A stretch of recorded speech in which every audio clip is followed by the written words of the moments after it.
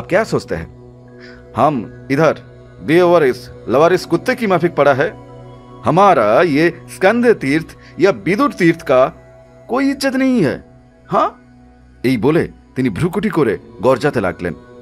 রোষ কষায়িত লোচনে সকলের মুখের দিকে একবার তাকিয়ে নিয়ে তিনি চিৎকার করে উঠলেন, আরে ইধার কই হ্যায়? তার বজ্র নিনাদ শুনেই তার দুজন নাগা উঁকি মারতেই তিনি হুকুম জারি করলেন, जगानंद को बोल देना सिनोर का चारों तरफ बंद कर देना, ये मंडलेश्वर वालों को किधर जाने मत देना, ठीक है? আমরা তার এই হঠাৎ ক্রুদ্ধ ভাব দেখে একেবারে হকচকিয়ে গেলাম। এতক্ষণ তিনি শান্ত মনে অত্যন্ত ভদ্রভাবেই তিনি কথা বলছিলেন। সহসা কি এমন ঘটল যে তিনি এতখানি মারমুখী হয়ে উঠলেন?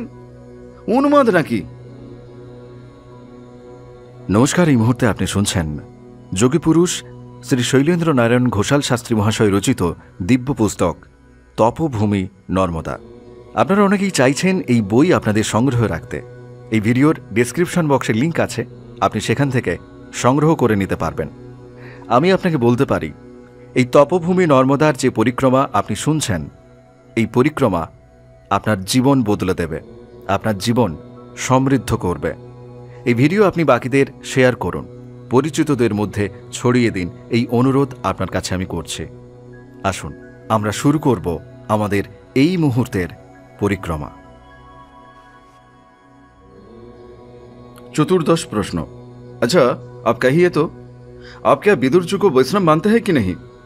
उनका आध्यात्मिक शक्ति का प्रताप का बारे में आप क्या जानते हैं? আমি উত্তরে বললাম, কোনো ব্রহ্মতত্ত্ববিদ মহাপুরুষ সম্বন্ধে আমার কেতাবী বিদ্যায় আমি কতটুকু বলতে পারি। তবে হ্যাঁ, বিদুর তথাকথিত তিলক কণ্ঠীধারী সাধারণ বৈষ্ণব তিনি ছিলেন না। তিনি ছিলেন শ্রেষ্ঠ বিষ্ণু ভক্তিপরায়ণ, শ্রেষ্ঠ যোগী এবং শ্রেষ্ঠ তত্ত্ববিদ।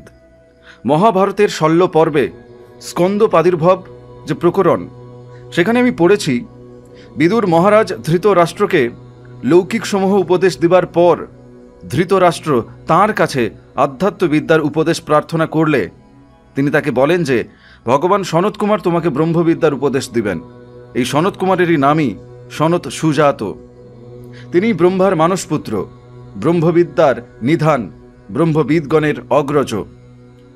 তাকে কেউ মহাভারতের পুত্র, কেউ অগ্নির পুত্র, কেউ আদ্যাশক্তি পার্বতীর পুত্র, 6 কৃত্তিকার পুত্র বলে অভিহিত করে থাকেন। তাঁরই অপর নাম স্কন্দ বা ভগবান কার্তিকেয়।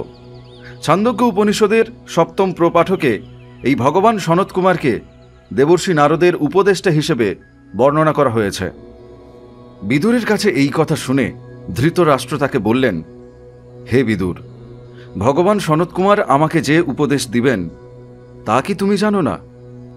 তার উত্তরে বিদুর বলেছেন, ভগবান সনত কুমার তোমাকে যে বিদ্যা বলবেন সেই শাশ্বতী ব্রহ্মবিদ্যা আমিও জানি, কিন্তু আমি তা তোমাকে উপদেশ করতে পারি না, কারণ আমি শূদ্রজনিতে উৎপন্ন হয়েছি। এজন্য ব্রহ্মবিদ্যা উপদেশের অধিকার আমার নাই। এখানে বিশেষ লক্ষ্য করবার বিষয় হচ্ছে এইটা, বিদুর তত্ত্বদর্শনে সনত কুমারের তুল্য হলেও সনাতন ধর্ম মর্যাদার প্রতি তিনি লক্ষ্য রেখে ধৃতরাষ্ট্রকে ব্রহ্মবিদ্যার উপদেশ তিনি দিলেন না। একেই যথাযথ মর্যাদা প্রতিপালন বলে।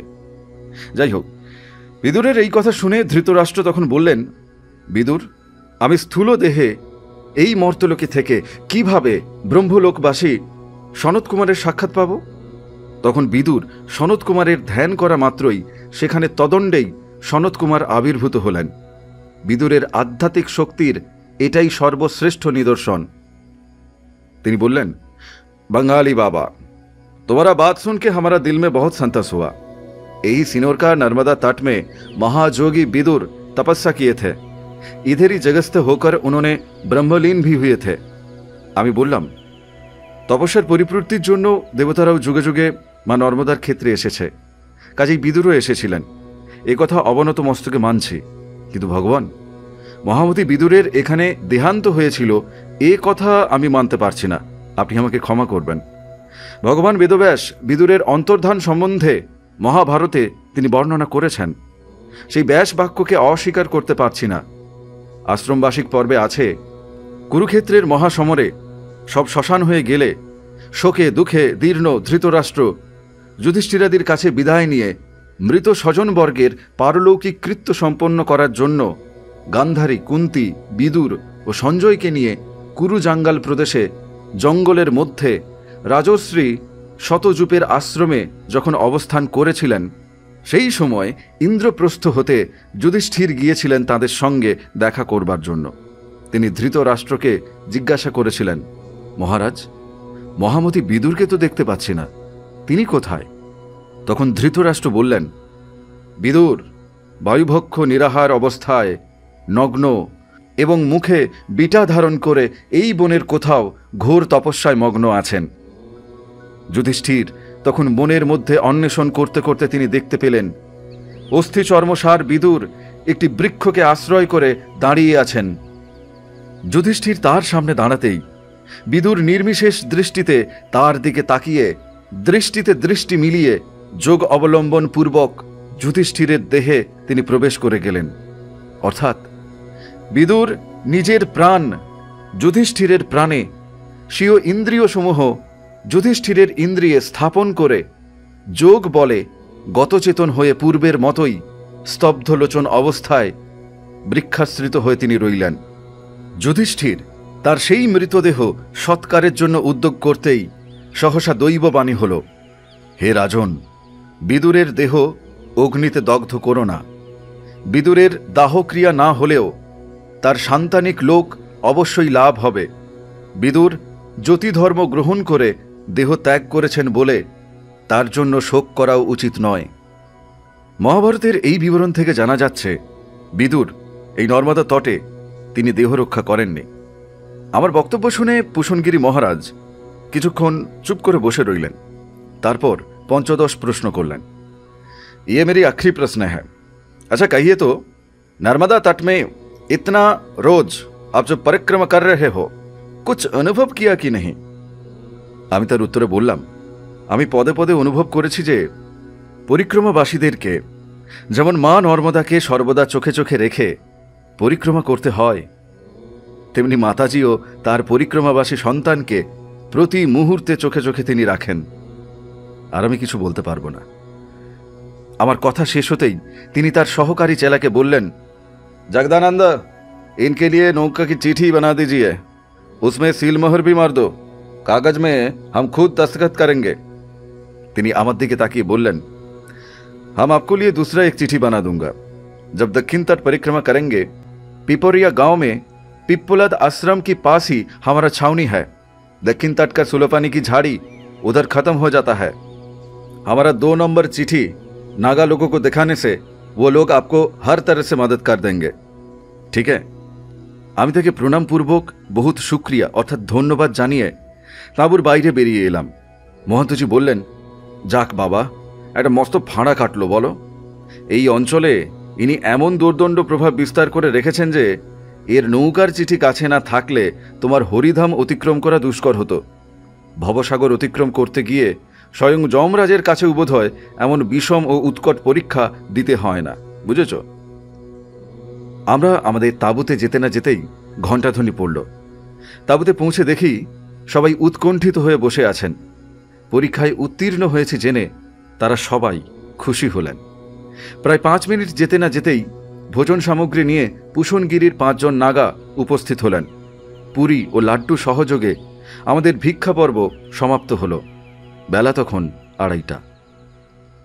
খাওয়া দাওয়ার পর মহান্তজি বললেন, ঘণ্টাখানেক জিরিয়ে নিয়েই আমরা সিনোরের যে 8টি তীর্থের নাম বলেছি সেগুলি দর্শন করতে যাব।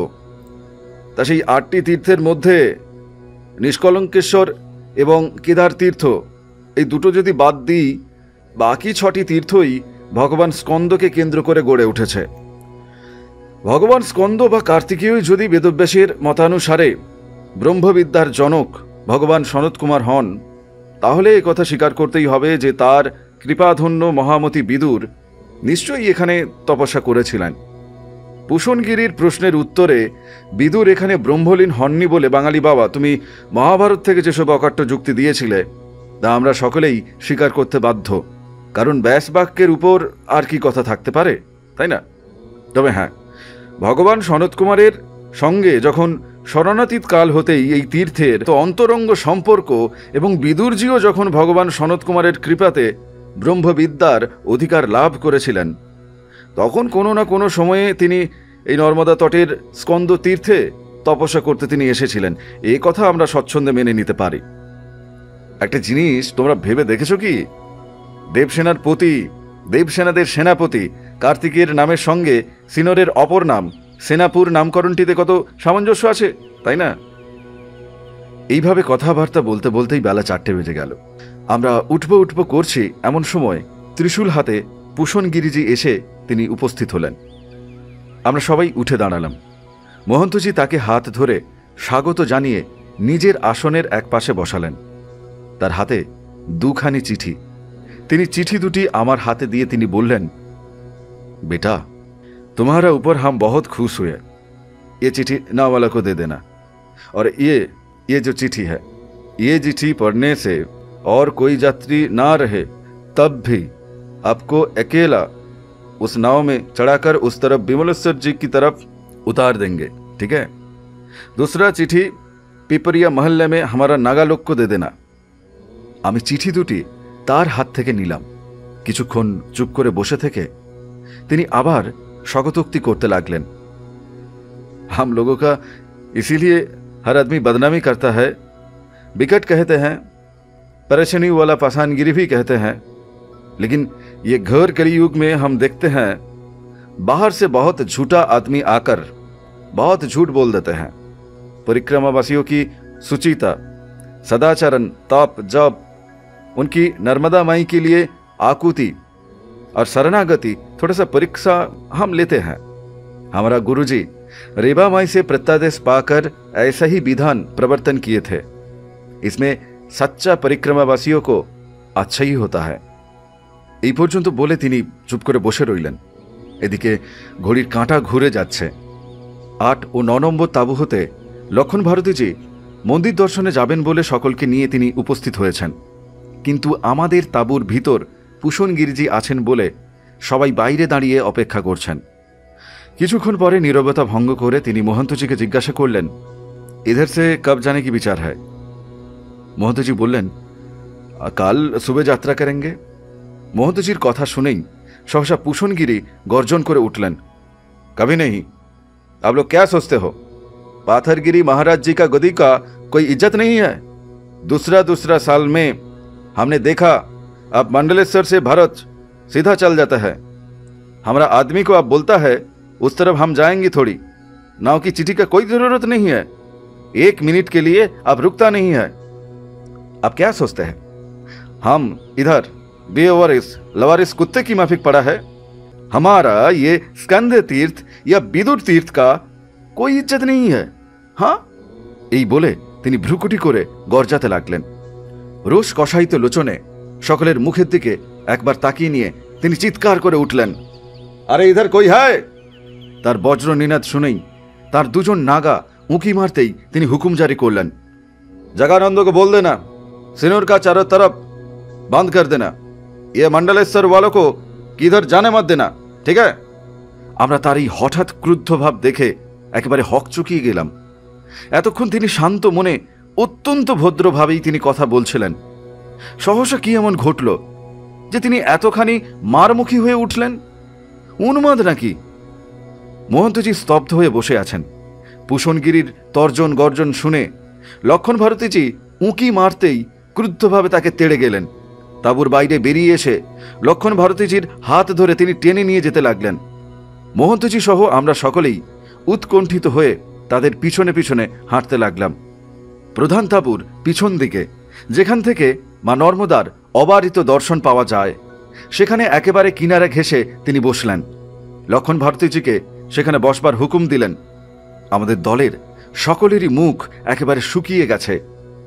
আমি সেখানে দেখলাম নর্মদার বালু তটে প্রায় শতখানিক দুর্ধর্ষ বিশালদেহী নাগা নানা রকম কসরত করছেন।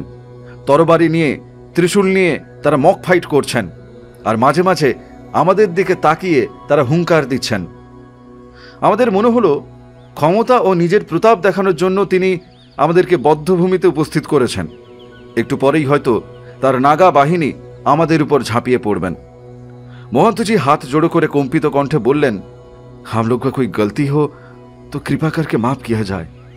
तार हाथ दुटो जड़िए धरे पूषणगिरी आबार भ्रुभंगी करे तिनी हुंकार दिए उठलेन, आपको इम्तिहान देना पड़ेगा, आपका परीक्षा लेंगे। एक तो प्रश्न करता हूं आपको, उसका जवाब ठीक होने से मुक्ति देंगे, नहीं तो सबको पकड़ के नर्मदा में बीक देंगे। महंत जी भये भये बोलें, हाँ हाँ आप पूछिए पूछिए। पूषणगिरी बोलें, कहिए इस श्लोक का क्या मतलब है। এই বলে তিনি একটি উদ্ভট শ্লোক বারবার উচ্চারণ করলেন। বলা বাহুল্য, মহন্তজি সহ আমরা কেউই ওই শ্লোকের কোনো অর্থ বলতে পারলাম না। আমরা দেখলাম মহন্তজি তখন একেবারে ঘেমে নিয়ে গেছেন। একজন বিকট উন্মাদের পাল্লায় পড়ে আশু কোনো বিয়োগান্তক শোচনীয় ঘটনা ঘটে যাবে মনে হলো, এই ভেবে তিনি থরথর করে কাঁপতে কাঁপতে তিনি মৃদু কণ্ঠে হার নর্মদে তিনি বলতে লাগলেন। पूषणगिरी अट्टाट्ट हासिते फेटे पड़लेन। हासते हासते तिनी महंतजीके जड़िए धरे सश्रद्ध भावे तार काछे बसिए तिनी बोलते लागलेन, आपनारा तो उत्तर दिते पारलेन ना, एकबार आमी ओई श्लोकेर अर्थ बोलछि। जेहेतु आपनारा एई इम्तिहान अकृतकार्य हलेन, सेई जोन्नो तार शास्ति हलो काल परशु और 2 रोज आपनादेरके एई तीर्थे बास करते हबे एबं आमादेर काछे भिक्षा ग्रहण करते हबे। तिनी आमादेर सकलेर काछे एसे सबाइके आलिंगन करे शिरचुम्बन करलेन। तारपर श्लोकेर व्याख्या दिवार जन्य निजेर आसने गिये तिनी बसलेन। महंतजी ताके हासते हासते बोललेन, এই জন্য আপনার এত উগ্র রসের অভিনয় করার দরকার কিন্তু ছিল না। তিনি বললেন, क्या किया जाएगा, विकट महत्ता की रंग रस भी ऐसा ही विकट उद्भट होता है। सुनिए श्लोक की अर्थ सुनिए। এই বলে তিনি যে ব্যাখ্যা করলেন তার বাংলা করলে এমন দাঁড়ায় যে বি মানে পক্ষী, তার রাজা অর্থাৎ গরুর, আবার তার রাজা বা প্রভু হলেন শ্রীকৃষ্ণ, তার পুত্র হচ্ছেন কাম, তার অরি কিনা মহাদেব। মহাদেবের যে 4 অক্ষরযুক্ত অপরসিদ্ধ নাম মৃত্যুঞ্জয়, সেই নামের পূর্বার্ধ অর্থাৎ মৃত্যু তোমার শত্রু গৃহে থাক, আর পরার্ধ অর্থাৎ জয় তোমার গৃহে বিরাজ করুক। पूषणगिरी बोले चललेन, आमी जेहेतु दीर्घकाल धरे এই বিদুর তীর্থে জেগে বসে আছি, আমার কর্তব্য এই তীর্থ মাহাত্ম্য বর্ণনা প্রসঙ্গে বিদুরজি সম্বন্ধে কিছু বলা। অতি প্রাচীন যুগে মান্ডব্য নামে এক মৌনব্রতী ঊর্ধ্ববাহু তপস্বী মৌনব্রত ভঙ্গ না করায় এক তস্কর দলের সঙ্গে ধৃত হয়ে সে দেশের রাজার আদেশে শূলবিদ্ধ হন, কিন্তু তপপ্রভাবে তিনি জীবিত থাকেন। পরে তার পরিচয় জানতে পেরে রাজা তাকে শূল থেকে নামিয়ে দিলেও শূলের ভগ্ন অগ্রভাগ বা অনি তার গুহ্যদ্বারে থেকে যায়। এই জন্য তার নাম হয় অনিমান্ডব্য। বাঙালি বাবা, তুমি দক্ষিণ তট পরিক্রমা কালে অনিমান্ডব্যের তপস্যা স্থল তুমি দেখতে পাবে। এই অহেতুক যন্ত্রণা ভোগের জন্য ঋষি অনিমান্ডব ধর্মরাজের নিকট তিনি কৈফিয়ত দাবি করে তিনি জিজ্ঞাসা করেন, কোন পাপে তাকে এই শাস্তি দেওয়া হলো। ধর্মরাজ তখন উত্তরে বলছেন, মান্ডব্য বাল্যকালে এক পতঙ্গের পুচ্ছ দেশে এক তৃণ প্রবিষ্ট করেছিলেন বলে তাকে এই শাস্তি ভোগ করতে হয়েছে। তখন মান্ডব্য ক্রুদ্ধ হয়ে তাকে অভিশাপ দেন, লঘু পাপে এই গুরুদণ্ড দেওয়ার অপরাধে শূদ্রজনিতে জন্মগ্রহণ করতে হবে। সেই অনিমান্ডব্যের শাপে ধর্মরাজ তিনি বিদুর রূপে জন্মগ্রহণ করেছিলেন। কাজী বিদুরের তপস্যা ক্ষেত্রের অর্থ এই স্থান হচ্ছে ধর্মরাজের তপস্যা ক্ষেত্র, অর্থাৎ এটি শ্রেষ্ঠ ধর্মক্ষেত্র। এই ধর্মক্ষেত্রে আপনারা যদি 3 রাত্রি বাস করেন তাহলে আপনাদের মঙ্গলই হবে। মহন্তজিকে বললেন, কি করি বলুন, গুরুজি আমাকে সাধুদের অপ্রীতিকর এই কঠিন কাজে ব্রতী করে গেছেন। যারা পরিক্রমাবাসী তাদের মধ্যে এমন সব উচ্চকোটির মহত্তা থাকেন তাদের পাদস্পর্শ করার যোগ্যতা হয়তো আমার নাই। তাদেরকে পুনঃ পুনঃ প্রশ্নবাণে জর্জরিত করতে আমার কি ভালো লাগে বলুন। তবুও গুরুকে স্মরণ করেই তার প্রদত্ত গুরু দায়িত্ব আমি তো পালন করে যাচ্ছি। এই অপ্রিয় কাজে আমি নিজেও স্বস্তি পাই না। কোনো মহাত্মাই আমার এখানে থাকেন না। তার ফলে সৎসঙ্গ, সাধু সেবা সেগুলো থেকে আমি প্রায়শই বঞ্চিত থাকি। এমন কথাও আমি শুনতে পাচ্ছি, পরিক্রমাবাসী সাধুদের মধ্যে নাকি আমাকে কেন্দ্র করে একটা আতঙ্ককর পরিস্থিতির সৃষ্টি হয়েছে। এই সিনোর তথা আমার পরীক্ষা কেন্দ্রকে এড়িয়ে যাওয়ার জন্য আজকাল অনেকেই নাকি ঘুর পথে সরাসরি মালসরে গিয়ে উপস্থিত হচ্ছেন, কিংবা কেবল দক্ষিণ তট পরিক্রমা করেই তারা পরিক্রমা সমাপ্ত করছেন।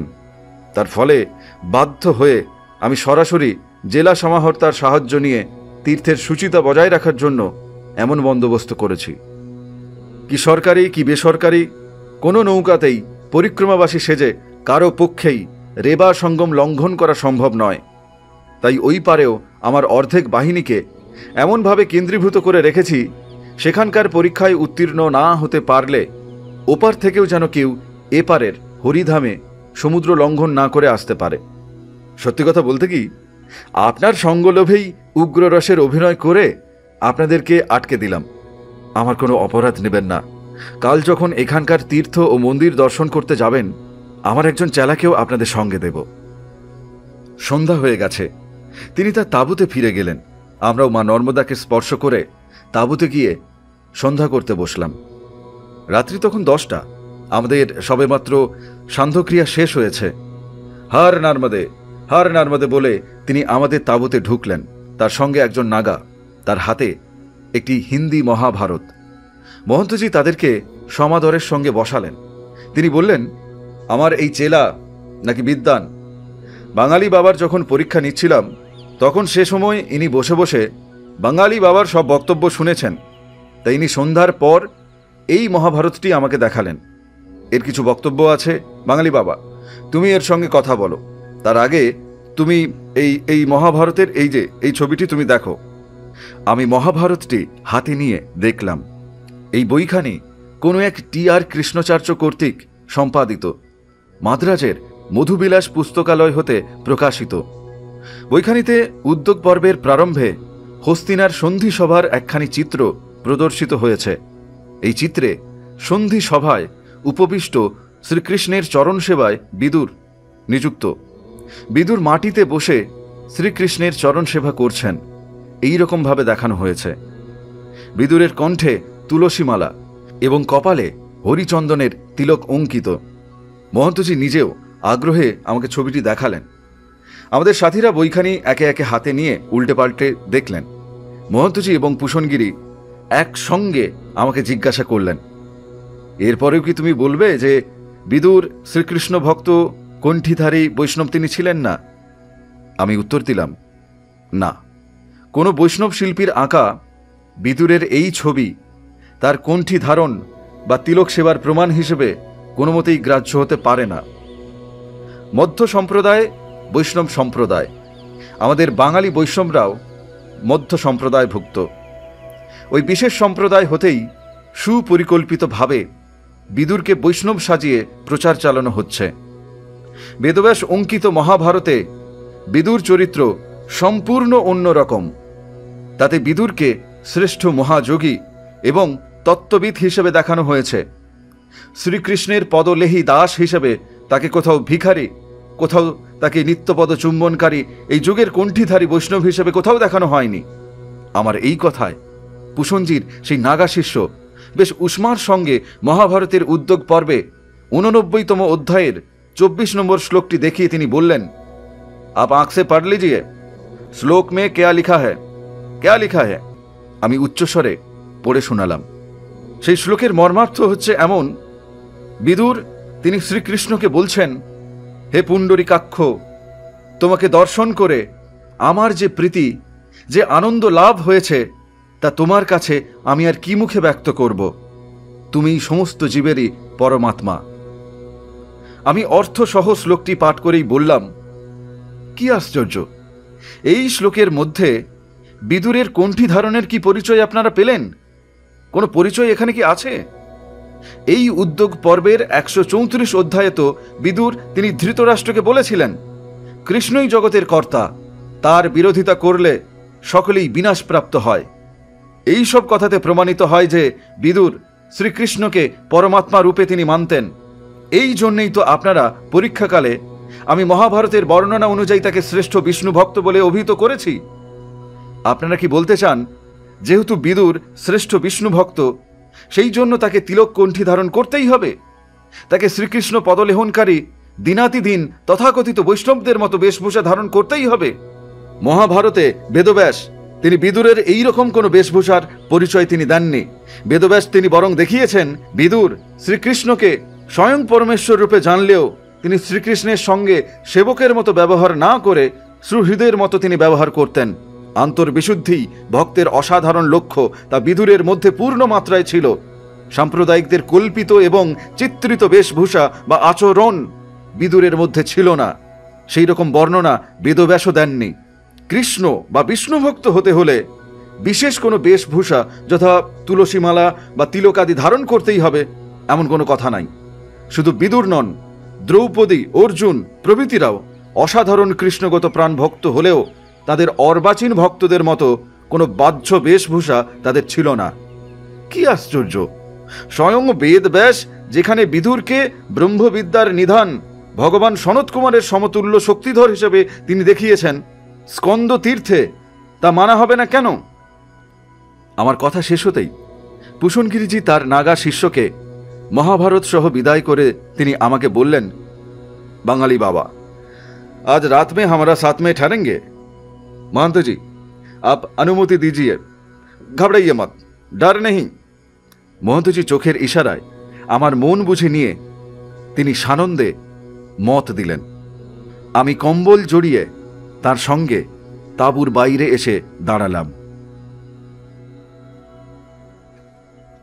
মা নর্মদাকে প্রণাম জানিয়ে এই এপিসোড এখানেই বিরাম দিচ্ছি। আপনি শুনছিলেন যোগী পুরুষ শ্রী শৈলেন্দ্র নারায়ণ ঘোষাল শাস্ত্রী মহাশয় রচিত দিব্য পুস্তক তপভূমি নর্মদা। আপনি যদি এই দিব্য পুস্তক সংগ্রহ করতে চান, এই ভিডিও ডেসক্রিপশন বক্সে লিঙ্ক আছে, আপনি সেখান থেকে সংগ্রহ করে নিতে পারবেন। আমাদের এই সনাতনী ভারতবর্ষের যে গরিমা, যে গৌরব, তার এই কথা আপনি বাকিদের মধ্যে ছড়িয়ে দিন। ভিডিও শেয়ার করুন, লাইক করুন এবং আপনার অনুভব কমেন্টে অবশ্যই জানান। এই পরিক্রমা এখনও অনেকটা পথ বাকি, তাই আপনি সঙ্গে থাকুন। মা নর্মদার কৃপা আপনার উপর বর্ষিত হোক। পরবর্তী এপিসোডে আবার আমাদের পরিক্রমা আমরা শুরু করব। ভালো থাকুন, সুস্থ থাকুন। নমস্কার।